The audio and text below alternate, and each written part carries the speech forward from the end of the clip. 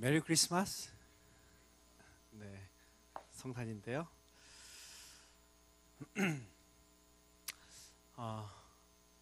지난 19일 수요일은 제 18대 대통령 선거가 있었죠. 장장 240일의 대선 레이스가 끝나고 우리나라의 새로운 대통령이 당선되었는데요. 여러분 혹시 투표하셨습니까? 네, 투표율 78.5%로 볼 때 여러분 대부분 투표했을 거라 생각되는데요. 이번 대선은 여러모로 많은 이슈의 대결장이었습니다. 가볍게는 남자냐 여자냐에서부터 보수냐 진보냐, 또 동이냐 서냐, 또 신세대냐 구세대냐가 그 어느 선거 때보다도 아주 첨예하게 대립되어서 나라를 위해 헌신하고 이끌 대표를 선택하는 데 열을 올렸습니다. 저는 이번 선거를 겪으면서 개인적으로 특별히 사람을 고르는, 즉 사람 선택이 정말 작은 것 같지만 얼마나 중요한 것인지를 새삼 깨달았습니다. 왜냐하면 이 사물이나 기회에 대한 선택과 비교할 때 이 사람을 선택하는 것의 그 결과와 영향력은 이루 말할 수 없이 크고 중요한 것이기 때문에 그렇죠. 우리가 어떤 사람을 선택할 때에 그 사람을 선택한다는 것은 그 사람이 가진 실력과 인격뿐만 아니라 환경과 가능성까지 선택한다는 의미입니다. 그래서 그 파급력은 눈에 보이는 부분은 물론이거니와 시간과 공간을 뛰어넘고 감정과 관계까지 미친다는 거예요. 우리가 사귈 사람, 또 결혼할 사람을 너무 따지는데 왜 그렇게 우리가 따지고 재가면서 그 상대를 고르려고 합니까? 한 번 결정이 단순히 두 사람이 함께 사는 결혼 생활에 그치지 아니하기 때문에, 또 구멍가게나 대기업이나 사람 뽑는데 한결같이 왜 그렇게 고르고 골라서 그 뽑는 때에 에너지를 쏟습니까? 한 번 뽑음이 회사의 업무 결과만을 의미하지 않기 때문에 그래요. 그리고 이번 대통령 선거가 왜 그렇게 온 국민들에게 큰 관심거리가 되었습니까? 또 한 번 선택이 단순한 5년의 눈에 보이는 공로와 과실에 그치지 않기 때문에 그러하죠. 바로 선택한 사람이 작든 크든 공동체의 그 존폐에 달린 결정적인 요인이 될 수 있기 때문에 그렇게 신중하게 결정한다는 의미입니다. 그러면서 저는 다른 사람이 볼 때 나는 과연 선택할 만한 사람인가를 곰곰이 생각했습니다. 그리고 더 나아가서 이 나란 존재가 과연 하나님께서 하나님의 일을 위해서 선택할 만한 사람인가를 고민하게 되었습니다. 우리 BSC는 12월 한 달간 강해설교, Surpass the Limit, 한계를 초월하라 라는 주제로 말씀을 살펴보는데요. 우리는 이 시리즈를 통해서 우리에게 모델이 되는 성경의 인물들을 살펴보면서 하나님 앞에서 그들이 어떻게 살았는지를 배우는 귀한 시간이 될 것입니다. 오늘은 그 네 번째로 성탄주의를 맞아서 은혜의 통로가 된 사람이라는 주제로 마리아에 대해서 함께 생각해 볼 것입니다. 오늘 읽은 본문은 인류 역사상 가장 큰 기쁨의 소식인 예수 그리스도가 이 세상에 오신 일에 선택된 한 소녀의 이야기입니다. 하나님께서는 그 뜻을 세상에 이루시고 은혜를 주실 때 항상 그 통로로 하나님의 사람을 선택하셨듯이 이 이스라엘 백성이 수천 년간 기다려온 메시아, 그리고 그 땅의 유일한 구원자 예수 그리스도가 이 땅에 오는 아주 놀라운 일에도 하나님의 사람, 이 마리아를 선택하셔서 그 일을 이루셨습니다. 바라기는 오늘 마리아의 모습을 통해서 2000년이 지난 지금도 여전히 놀라운 일을 행하시기를 원하시며 그 일을 위해서 합당한 사람들을 찾으시는 하나님께 우리가 어떻게 준비하고 반응해야 할지를 알게 되기를 소망합니다. 그렇다면 마리아는 어떻게 나아감으로 하나님께 선택받았고 그 통로가 될 수 있었을까요? 그 첫 번째로 마리아는 하나님께 은혜를 구함으로 하나님의 은혜를 입었고 그 은혜의 통로로 사용되었습니다. 본문 26절 이하를 보면 하나님께 보내심을 받은 천사가 갈릴리의 나사렛이라는 동네에 찾아갑니다. 거기 천사는 요셉이라는 사람과 약혼한 지극히 평범한 마리아라는 소녀를 선택했어요. 그런데 먼저 짚고 넘어갈 건 이 본문이 되는 이 누가복음이 마태복음처럼 성경과 교회를 잘 아는 이스라엘 백성들에게 쓴 글이 아니라는 거예요. 이 책은 의사 누가가 데오빌로라는 로마에서 파견된 고위 관리에게 쓴 글이에요. 그래서 독자가 세상에선 성공했지만 신앙이나 교회를 잘 모르는 사람이었다는 거죠. 그래서 이 데오빌라, 이 고위 공직자가 이 본문을 읽었을 때에 굉장히 놀랐을 거라고 예상이 가능합니다. 왜냐하면 국가나 회사 할 것 없이 아주 중요한 일에는 능력이 탁월하거나 특출한 사람을 뽑아서 하기 때문에. 이것은 지금이나 당시 로마나 마찬가지죠. 그런데 로마는 더 능력 위주의 사회였다는 거예요. 이때 로마는 우리가 잘 아다시피 유럽, 아프리카, 아시아 일부에 이르기까지 세계 최고의 다국적 문화의 중심지입니다. 그러다 보니 여러 민족, 여러 나라로부터의 뛰어나고 능력 많은 사람들이 로마에 넘쳐났어요. 그런 곳에서의 각 분야의 요지를 맡는다는 것은 어지간한 능력 없이는 꿈도 못 꿀 일이죠. 생각해 볼 건 사람이 건설한 이 세계 최고의 나라인 로마 제국도 그런데 아무것도 없는 무에서 세상을 창조하신 하나님께서 이 땅과 인류를 구원하시기 위해 자기의 독생자 예수 그리스도를 탄생시키기 위해 여자를 선택하셨다면 얼마나 위대하고 큰 인물을 선택하시겠어요. 이 하나님이시며 유일한 구원자 예수님의 어머니를 어떤 사람으로 선택하느냐 하는 것은 시대를 초월하고 이 땅의 모든 교회뿐만 아니라 전 인류에게 영향을 주는 아주 중요한 선택입니다. 그도 그럴 것이 우리 개신교는 현재까지도 사도신경을 통해 어떻게 해요? 성령으로 잉태하사 동정녀 마리아에게 나시고 라고 마리아를 언급하고요. 천주교는 지금껏 예수님의 어머니를 성모라는 단어로 마리아를 칭송하면서 자기의 신앙을 고백하지 않습니까? 어쨌든 아직까지도 역사상 가장 위대했던 제국 로마엔 최고의 교육을 받고 커리어를 가진 요조 숙녀들이 부득이 있었다는 거예요. 그런데 이들은 이방인이라는 이유로 좀 제외한다 쳐서 적치고요. 이스라엘 땅만 보더라도 하나님의 율법인 토라 그리고 탈무드로 잘 교육된 랍비의 딸들이 수도인 예루살렘만 해도 많았다는 겁니다.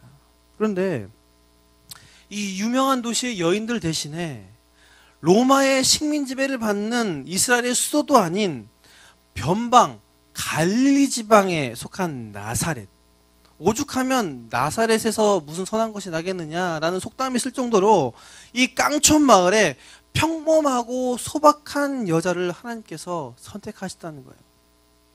그렇다면 어떤 이유 때문에 도대체 하나님께서는 이 마리아를 하나님의 아들이요 유일한 구원자인 예수님의 어머니로 선택하셨을까요?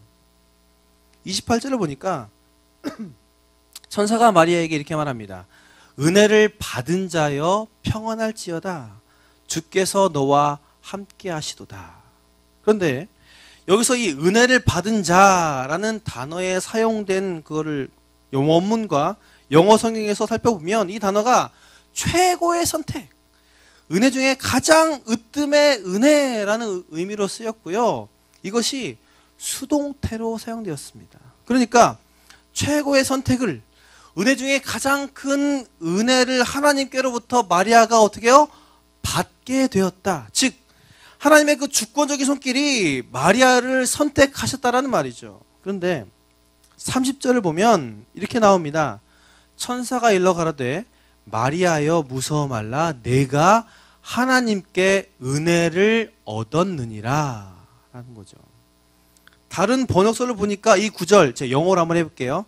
You have found favor with God. 발음이 좋지 않나요?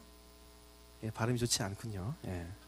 이렇게 표현되는데 뭡니까? 이것이 능동태 직설법으로 쓰여져 가지고 네가 예전부터 계속해서 찾아왔었던 하나님의 은혜를 발견했다라고 해석된다는 거예요. 따라서 28절과 30절을 연결해 볼 때에 하나님께서는 주권적인 은혜로 마리아를 선택하셨음이 분명한데 마리아 또한 하나님의 은혜를 지금껏 계속해서 사모해 왔기 때문에 그 마음을 보시고 하나님께서 마리아를 선택하셨다라는 말이죠. 다시 말해 놀라운 하나님의 구원 계획에 있어서 이 한 가지로 하나님은 마리아를 선택하셨고 그녀를 그 은혜의 통로로 사용하셨다는 거예요. 그런데 이 하나님의 선택은 납득이 힘들죠. 마리아는 아까 얘기했듯이 학벌도 배경도 능력도 신앙적인 훈련이나 커리어도 그 어떤 인간적인 좋은 배경이 전혀 없어요.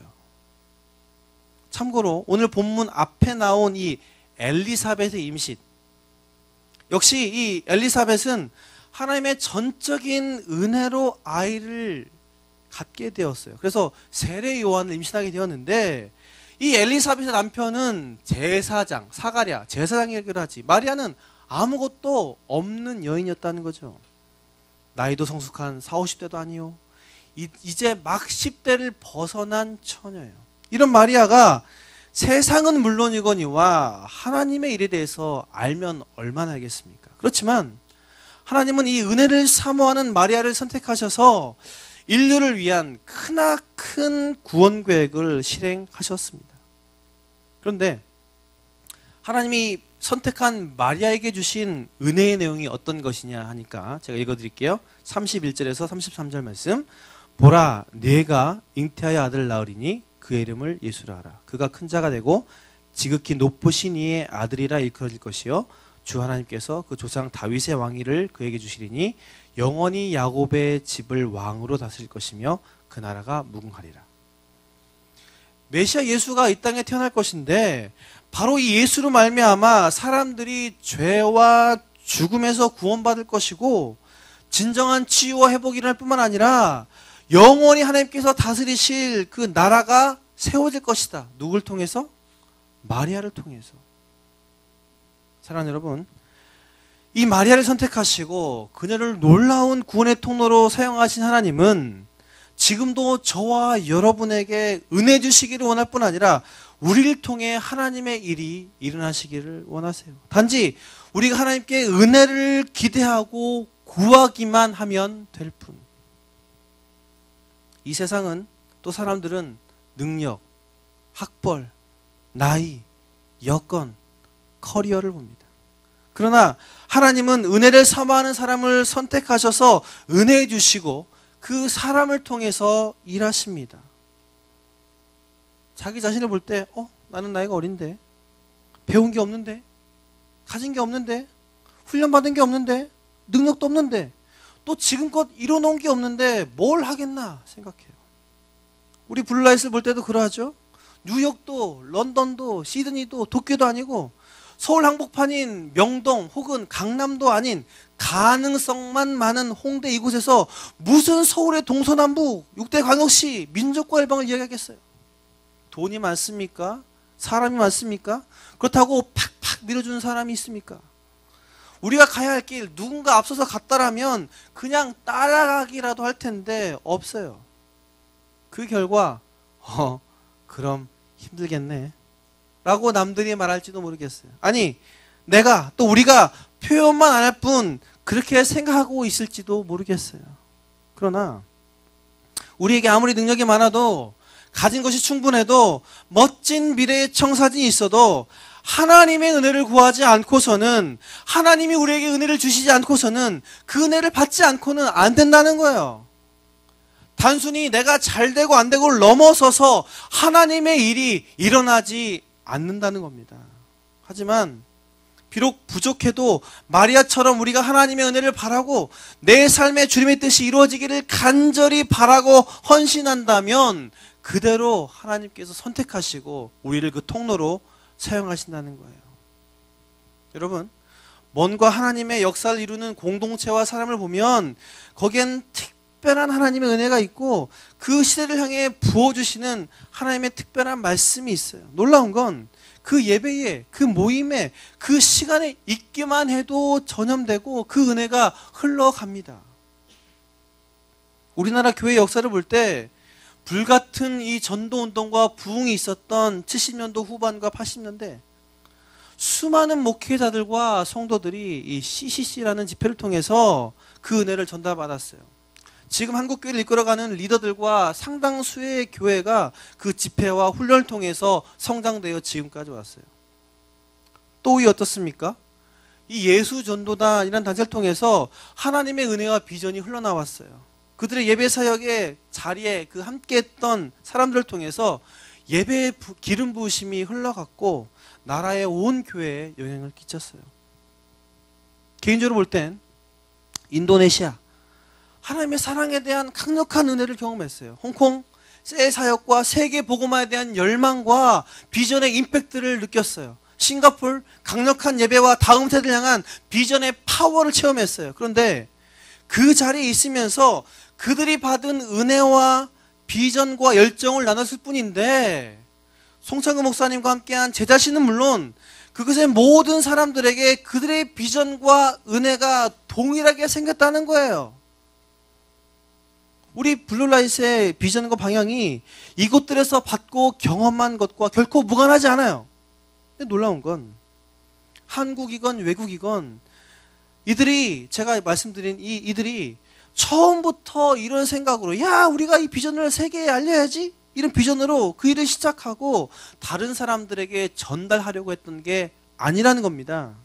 그들의 공통된 이야기는 자기들이 지금 있는 자리에서 필요한 하나님의 은혜를 간구했을 뿐인데 하나님께서는 간구에 감당할 수 없는 큰 은혜를 주셨고 그 은혜 주심에 영향력을 끼치고 새로운 패러다임을 열어가는 통로로 자신들을 사용하셨다는 거예요. 마리아는 자신이 구약의 그 믿음의 사람들처럼 혹은 세례 요한이나 예수님처럼 하나님의 사역들을 주도하지 않았어요. 하지만 은혜를 구함에 어떻게 해주십시오 라고가 아니라 하나님의 은혜를 간절히 구하고 입음으로써 메시아를 잉태하는 그 축복을 누리되 전무후무하고 가장 놀라운 방법으로서의 하나님이 일하시는 통로가 되었습니다. 여러분이 지금 하나님의 전적인 은혜로 말미암아 삶이, 가정이, 직장이, 그리고 셀이, 이곳 블루라이트가 하나님이 일하시는 통로가 되기를 원하시나요? 지금 여러분의 자리에서 어떻게든 하나님의 은혜를 사모하십시오.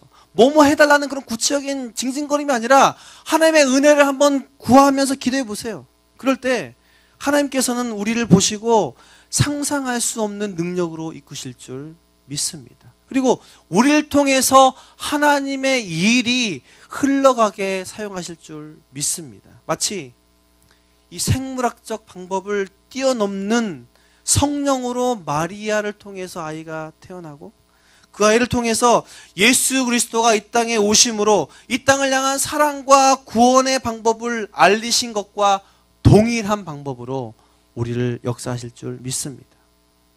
그 어느 때보다 하나님의 손길과 인도하심이 필요한 우리 삶, 또 셀, 우리 교회, 우리 때에 하나님께로부터 말미암는 은혜가 우리 삶 가운데 있기를 원하고 그 은혜의 통로로 우리가 사용될 줄 믿습니다. 그 은혜가 오늘부터 이 일주일간 삶 동안에 우리 삶 가운데 넘쳐나기를 주님의 이름으로 축원합니다. 두 번째로 마리아는 하나님의 말씀에 순종함으로 하나님의 놀라운 구원의 통로가 되었습니다. 오늘 말씀의 본문을 볼 때 마리아는 인류 역사상 가장 큰 기적을 경험한 사람이 분명합니다. 그녀 앞에 천사가 나타났고요. 천사를 통해서 모든 사람들이 그토록 기다리던 이 땅을 구원할 자, 바로 하나님의 아들이 자신에게서 태어날 거라는 이야기를 들었어요. 그런데 이 기적을 경험한 것, 그리고 천사가 한 말은 우리의 수준에 생각할 때 어린 소녀에 불과한 마리아가 받기에 너무나 큰 말이라는 거죠. 왜냐하면 하나님이 자신을 선택했다는 것은 너무 감사한 일일지 모르지만 그 선택하심으로 인해 자신에게 앞으로 일어날 일은 상상도 할 수 없을 만큼의 대가를 치를 일이었기 때문에요. 마리아는 현재 요셉과 어떤 상태에 있어요? 약혼한 상태입니다. 유대 관습에 따르면 보통 이스라엘 사람들은 결혼 1년 전에 약혼을 하는데 이 기간 동안 약혼자 각각 한 명 한 명은 스스로 또 관계적으로 더욱 조심함으로 결혼을 준비하는 것이 일반적이에요. 특히나 여자들에게 이 기간은 최대한 자신을 아끼고 가꾸는 시기예요. 그래서 혼전 성관계, 약혼했다 할지라도 절대 용납되지 않았어요. 그러기에 마리아가 결혼을도 않고 임신을 했다는 것은 지탄받아 마땅한 일입니다. 그런데 문제는 약혼자인 요셉과 잠자리를 한 것도 아니에요. 이것은 돌에 쳐맞아도 될 일이에요.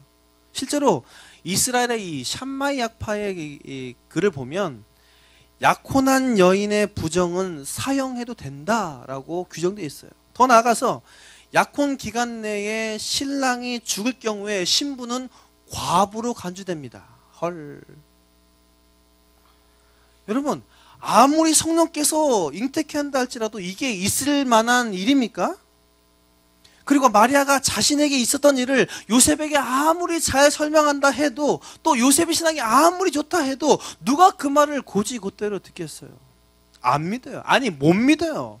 그래서 성경을 보면 요셉이 이 일을 알게 되었을 때 어떡합니까?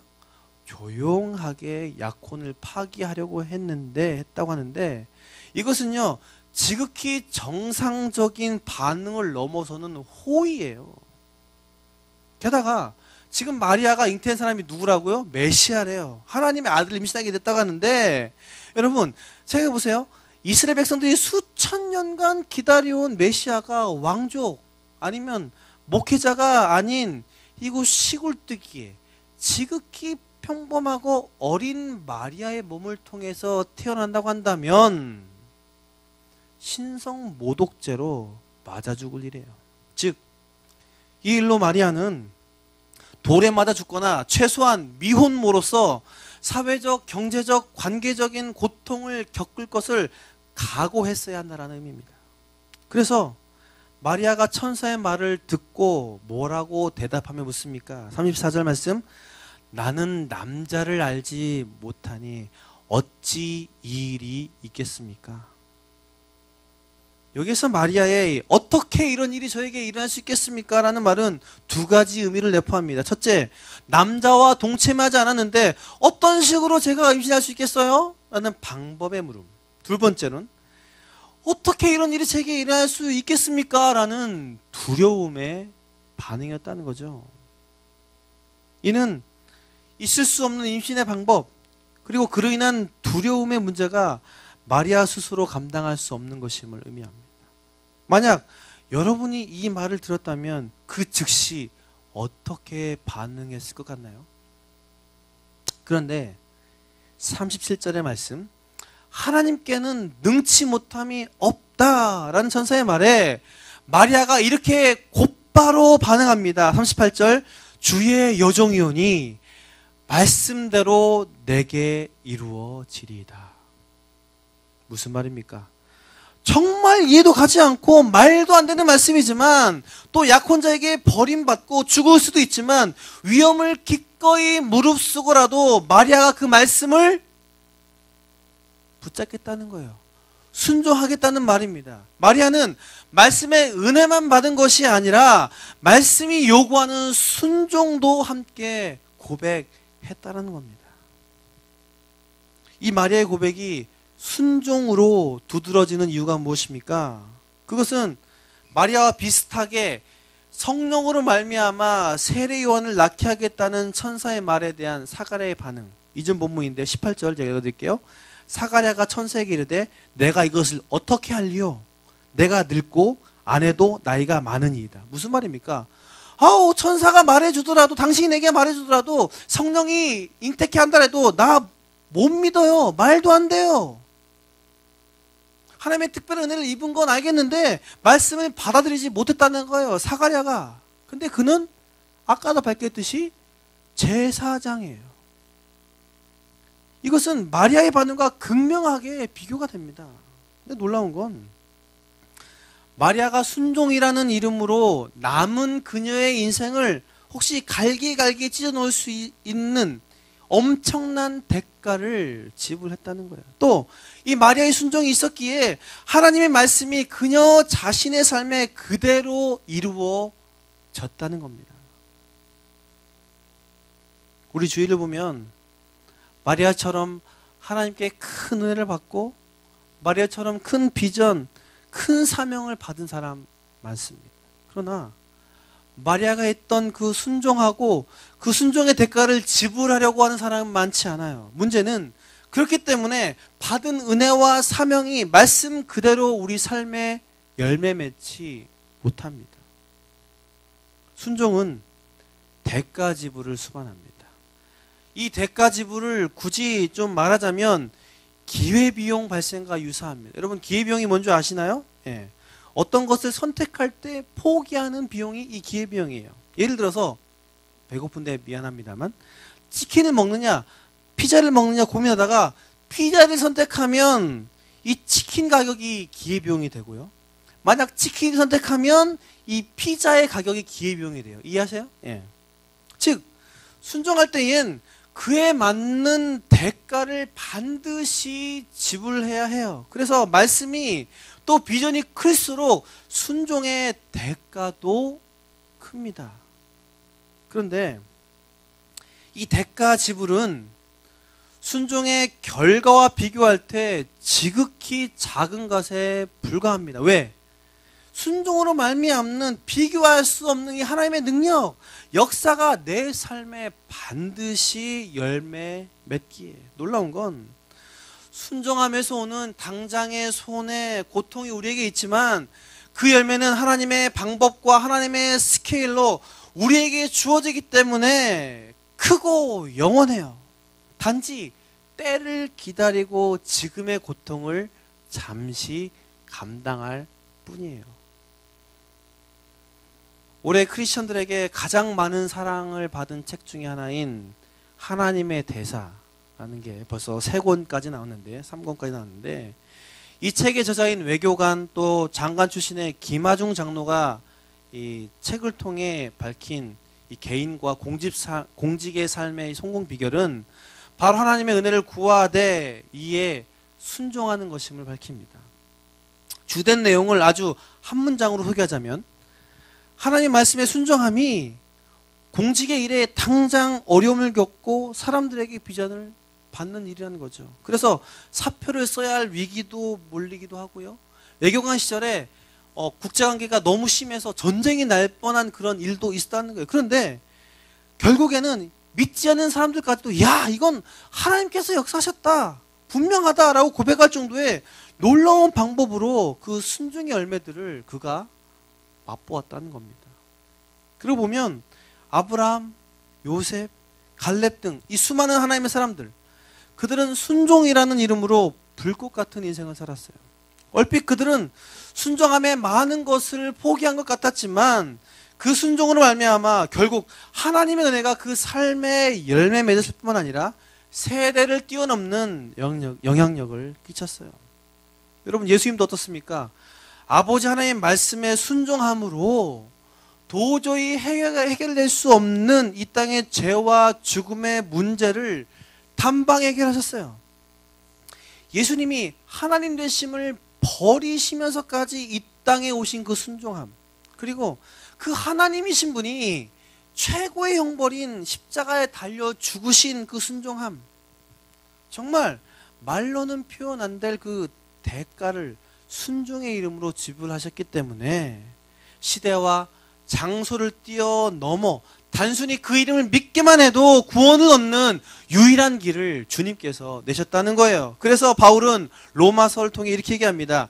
한 사람의 순종하심으로 많은 사람이 의인이 되었다. 많은 사람이 구원받게 되었다라고 밝히고 있다는 거죠. 그러기에 저는 여러분과 이곳 블루라이트에 하나님의 역사하실 것을 기대합니다. 왜냐하면 목사님을 비롯한 개척 멤버들이 당시 하나님이 허락하신 은혜들을 있는 곳에서 누리고만 있지 않고 비전에 순종함으로 그 일에 동참함으로 이 교회를 시작했어요. 안락하고 편안함 이것들을 포기하고 다른 사람들에게 이상하다 미쳤다라는 소리를 들어가면서 생면부지 홍대 땅으로 왔어요. 시행착오를 겪었어요. 지금도 그 과정 중에 있어요. 그런데 이제 좀 숨 돌릴만한 그 순간에 또 그 하나님의 은혜와 비전을 기억하고 반응함으로 순종했어요. 그래서 두 번째 공동체를 개척했어요. 역시 여러 부분들의 어려움을 감당하면서 일을 진행하고 있어요. 2대 BLC 개척 멤버들은 다시 개척을 감당하는 부분으로 또 여기에 남아있는 멤버들은 함께 기도하고 후원하는 부분으로 대가를 지불하고 있어요. 근데 저는 이 일에 대해서 듣고 또 지금 함께하며 느끼고 있는 건 물론 세상의 기준으로 볼 때 부족할지라도 이미 많은 부분에 놀라운 순종의 열매들을 우리들로 하여금 하나님께서 맛보게 하셨다는 것이고 서울과 한국을 넘어서는 또 시대를 넘어서는 하나님의 역사심이 우리 블러다이트를 통해서 시작되었고 펼쳐질 것이 눈에 보인다는 거예요. 이것이 하나님의 일하시는 방법입니다. 그런데 이 순종은 결심한다고 곧바로 되어지지 않습니다.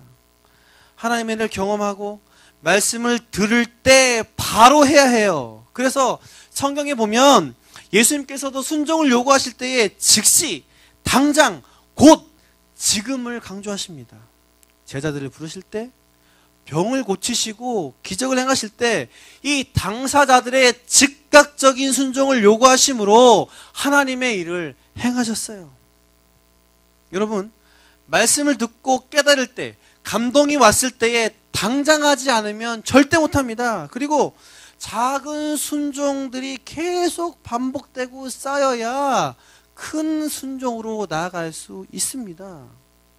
말씀을 듣고 내 시간, 작지만 두세 시간을 드릴 수 있는 사람이 자기 인생도 미래도 하나님 앞에 순종할 수 있어요. 하기 싫어도 힘들어도 비전 때문에 말씀 때문에 꾸준히 내 에너지를 쏟는 사람에게 하나님께서는 영혼과 열방도 맡기세요. 혹시 이것도 어렵다면 하나님의 말씀과 은혜 앞에서 그냥 인정만 하면서 그냥 따라오기만 해도 됩니다. 이해 안 가더라도 아닌 것 같아도 계속 그 자리에 머무면서 생각과 마음을 맡기세요. 이것도 소극적이지만 순종의 방법입니다. 아무것도 할 수 없는 그런 상황일지라도 그렇게 따라오기라도 할 때에 그 자리에 있기라도 할 때에 하나님의 말씀과 비전이 나의 것이 되고 그 기쁨과 열매에 같이 참여할 수 있으며 기꺼이 적극적인 순종을 할 수 있게 됩니다. 사실 오늘 본문의 이 마리아 하늘로부터의 말씀을 받아들여 순종하였지만 그 일면을 볼 때 마리아가 한 거 별로 없어 보여요. 천사에게 말씀대로 내게 이루어질 것입니다 라고 대답한 것밖에 없어요. 그러나 설사 마리아가 이 적극적인 순종이 아니라 그냥 덤덤하게 그냥 하나님의 말씀이니까 이 천사의 말을 듣고 대답했을지라도 하나님께서는 그 작은 모습을 통해서 하늘의 일을 이루셨다는 겁니다. 이해가지 않아도 하나님이 지금 나에게 주신 리더, 공동체의 비전을 따라 그 말씀을 따라 순종할 수 있어야 그 비전과 일이 나의 것이 되고 내가 리더가 되었을 때에 다른 사람들이 나를 보고 따라올 수 있다는 겁니다. 사랑하는 여러분, 은혜를 받고 머무는 것이 아니라 주신 말씀에 순종하십시오. 은혜와 비전 받음에 그치지 않고 순종의 자리까지 나아가십시오. 오늘 힘들지만 어렵지만 순종하며 나아가는 주님의 백성들 가운데 마리아에게 역사하신 하나님의 인도하심과 능력이 동일하게 있을 줄 믿습니다. 그 은혜가 우리 삶 가운데 넘쳐나기를 주님의 이름으로 축원합니다. 말씀 맺겠습니다. 예수님이 이 땅에 오시게 된 사건은 이스라엘 백성이 수천 년간 기다려온 메시아에 대한 약속과 무려 400년간 끊어졌던 하나님의 계시가 다시 임한 단순한 사건에 그치지 않습니다. 표현할 수 없는 하나님이신 그분의 낮아지심, 예수 그리스도의 온 세상의 구원을 위한 희생과 죽음, 그리고 그분의 부활하심으로 영원한 생명, 영원한 나라를 여심의 전 우주적인 사건입니다. 그러기에 예수님의 오심을 기념하는 성탄절은 단순히 쉬는 공휴일이 아니고요, 우리의 즐거움만을 위한 날이 아니라 하나님만이 하실 수 있는 신비한 방법으로 일을 행하셨음에, 그리고 그 구원과 영생이 시간과 장소에 구애받지 않음에 하나님께 감사해야 하는 날입니다. 또한 더 나아가서 예수님을 통해 그 구원과 사랑이 이 땅에 임했음을 다른 사람에게 전하는 날이요, 우리가 예수님처럼 그 통로임을 확인하며 결단하는 날이어야 합니다. 그러기에 먼저 우리가 마리아처럼 은혜를 사모하고 그 은혜 중에 말씀에 순종하는 것이 필요합니다.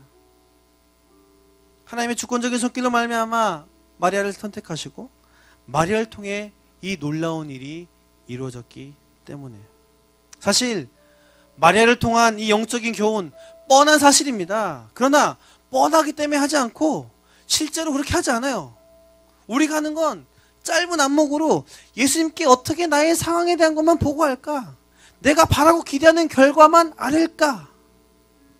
그렇기 때문에 주님이 나의 보고와 아뢰물, 기도를 들어주시든 말든 상관없이 너무나 뻔한 삶을 우리는 살아가요. 안 봐도 뻔해. 그러나 우리에게 정말 필요한 건 예수님이요, 예수님으로 말미암는 은혜라는 거예요. 은혜를 구해야 하고 구하되 은혜 가운데 주님께서 나의 삶을 만져주시기를 위해서 기도해야 한다는 거예요. 그리고 주신 말씀에 순종함으로 그 열매를 기대하는 것이 먼저여야 한다는 거예요. 그럴 때 마리아처럼 우리가 하나님의 은혜를 경험할 뿐 아니라 그 일하시는 통로가 됩니다. 바라기는 영원한 생명을 주시기 위해서 주님께서 이 땅에 오신 이날에 우리 모두가 은혜의 도착점이 아니라 출발선에 다시 서길 원하고요, 우리의 시선을 주님께 다시 고정하기를 소망합니다. 우리를 위해서 우리가 주빌라 때 2013이라는 이름으로 한 해를 마무리하고 또한 말씀으로 새해를 열기 원하는데요, 올해는 특별히 성탄절 예배가 없어요. 내일 모레 예배가 없어요. 오지 마세요. 예, 가족들과 보내세요. 예. 대신 주빌라 때라는 행사에 집중하는데, 이렇게 하는 이유는 2013년을 하나님의 말씀을 붙들고 우리가 세상에 그 은혜의 통로가 되기 위한 출발점으로 집중하기 위해서예요. 우리가 저번에 그 안산 다문화국제학교 설명드렸잖아요. 근데 특별히 이때 우리 안에서 서로를 섬기고 축복하는 시간을 가질 거예요. 이때 다 여러분들 선물을 한 가지씩, 한 가지 이상 준비해야 해요. 근데 여러분 걱정하지 마십시오. 여러분, 가격과 물품에 대한 혼선, 준비하는 에너지를 위해서 우리 교회가 친히 다 준비했어요. 그래서 31일 날 들어오실 때 아마 가판대가 마련됐을 것인데 최소한 한 개 이상씩 사오시면 됩니다. 가격이 얼마냐고요? 궁금해요? 네, 궁금하면 5,000원. 네. 원래 6,000원짜리인데 흥정하고 사정해서 단권 낮췄는데 그대로 판매합니다. 이것을 새해를 시작하면서 다른 멤버들에게 가서 축복하면 나아질 것인데 원칙이 있어요. 그건 전혀 모르는 멤버들에게 선물을 전하면서 축복하는 거예요. 작지만 우리 안에서 시작한 이 블레싱과 플로잉을 통해서 2013년에 하나님의 사랑과 은혜가 우리를 통해 시작될 줄 믿어요. 바라기는 오늘 마리아의 삶, 이 축복의 삶이 우리 가운데 동일하게 있고 우리가 하나님께 그 통로로 사용되기를 주님의 이름으로 축원합니다. 함께 기도하겠습니다.